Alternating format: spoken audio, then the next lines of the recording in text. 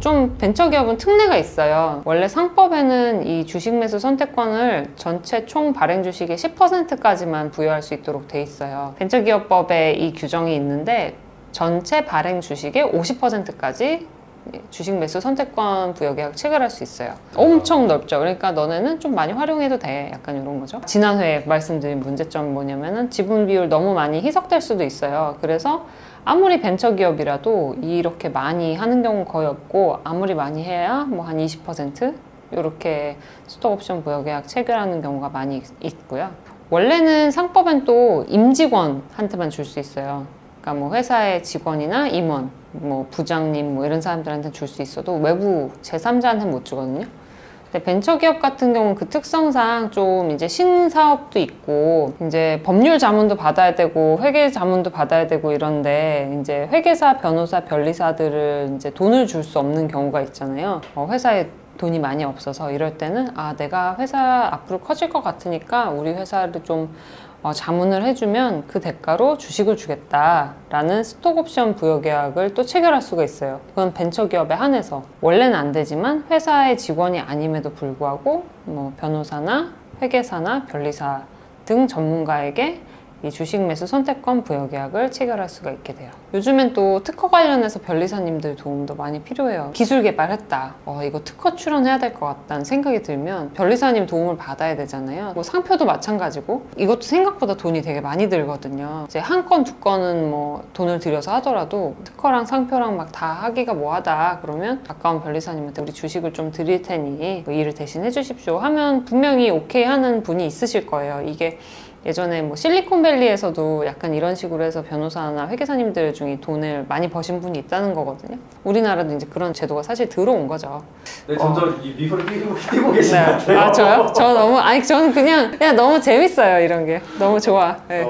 그다음에 또 벤처기업 같은 경우는 약간의 특례가 있어요. 그러니까 원래는 모든 주식 매수 선택권 부여 계약 체결할 때 주주총회를 거쳐야 돼요. 벤처기업 같은 경우는 전체 스톡옵션에서의 20%의 한도로 해서 임직원 이외의 제3자, 아까 말씀드린 뭐 변호사나 회계사 같은 사람들한테 주식 매수 선택권 부여 계약 체결할 때 한해서 좀 주주총회 대신에 이사회 결의로 가능한 경우도 있어요. 이 주주총회 소집일 전에 소집 통지 절차 같은 것들이 굉장히 복잡해요. 그래서 뭐 2주 전에 통지를 해야 되고 통지를 안 하면 이게 뭐 취소 사유가 되고 이런 게 있는데 이사회는 뭐 어쨌든 그 정도로 엄격한 절차를 거치지 않아도 소집할 수가 있고 그 결의를 통해서 전체 주식에서의 정관에 기재되어 있는 주식 중에서 딱 20% 한도로 그 소량만 이렇게 이사회 결의로도 가능한 부분이 있어요. 그러면은 조금 좋은 점도 있고 나쁜 점도 있는 게 주주들 입장에서는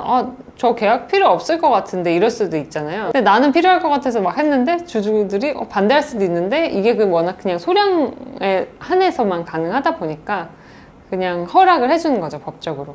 아까 근데 궁금하신 게 뭐였어요? 뭐 질문하실 거 있다 그랬었는데?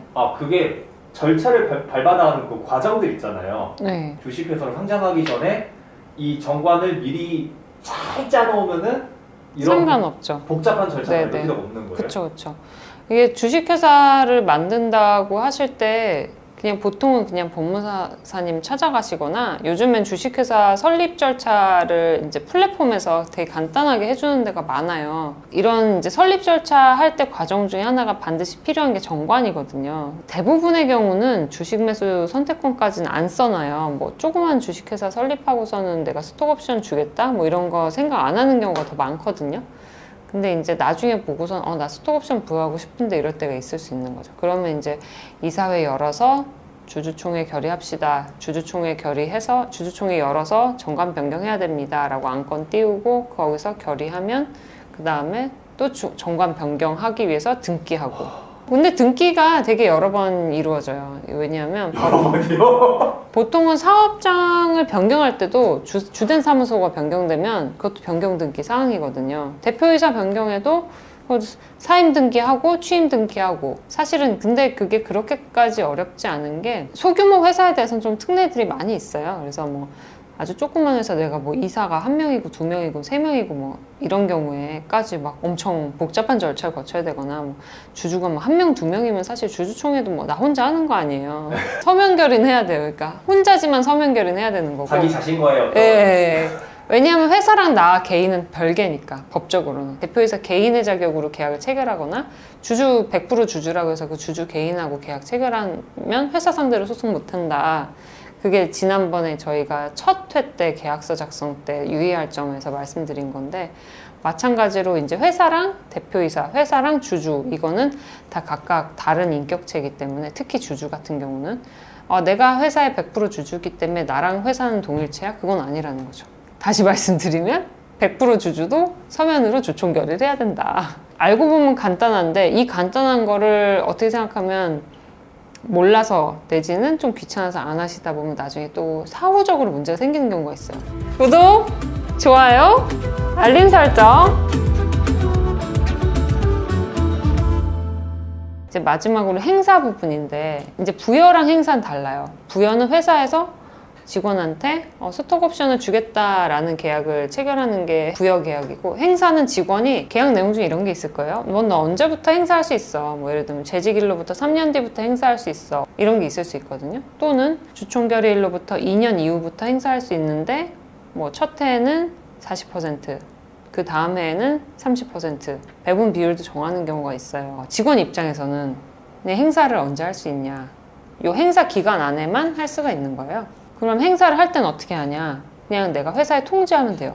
나는 주식 매수 청구권 행사할 요건이 이제 됐다. 내가 2년 이후부터 행사할 수 있도록 계약이 됐고 2년을 재직했으니까 이제 행사하겠다라고 해서 행사 통보서를 이제 회사에 보내면 되고 회사에 동의는 필요 없어요. 그 계약 내용이 제대로 체결이 돼 있으면 그냥 무조건 주식 매수 선택권에 따른 주식을 부여해야 되는 거죠.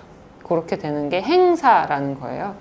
근데 행사를 하게 되면 네가 이 주식을 한 주당 100원에 살 수 있는 권리를 부여한다. 이런 내용이 들어가 있을 거란 말이에요. 한 주당 100원 너무 심하다. 너무 싼데요.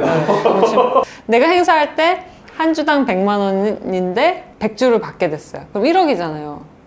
나 10만 원 주고 1억짜리 받는 거잖아요. 그러면 지금은 얼마예요? 그 나머지 행사 차익이. 엄청나죠. 9,990만 원이잖아요. 근데 벤처기업은 소득세 비과세 특례가 있어요. 3천만 원까지. 그러면 세금은 9,990만 원에서 3천만 원은 비과세고 6,990만 원에 대해서만 소득세를 내게 되는 거예요. 근데 요 특례가 늘어나게 될 것 같아요. 요번에 이제 중소벤처기업부에서 향후에 이 비과세 특례를 5천만 원까지로 확대하겠다 이렇게 발표를 했기 때문에 앞으로는 이게 더 확대돼서 예를 들면 내가 전체 차익을 9,990만 원 받았다고 하면 거기서 5천만 원 뺀 나머지 4,990만 원에 대해서 세금을 내야 되게 변경될 걸로 보입니다. 오늘은 이렇게 스톡옵션에 대해서 좀 알아봤고요. 절차가 다소 복잡한 면이 있어서 그 부분은 좀 알려드리고 싶었던 부분이 있어요. 특히 또 벤처기업 같은 경우는 상법의 일반 회사랑은 다르게 특례가 적용되는 부분도 있고 또 조금 더 이제 완화된 규정들이 있으니까요. 이런 부분들 참고하셔서 스타트업들은 이 스톡옵션 부여계약 체결을 잘 하시면 좋겠다. 잘 활용해서 인재도 또 뽑으시고 더 발전하실 수 있었으면 좋겠다는 생각이 듭니다.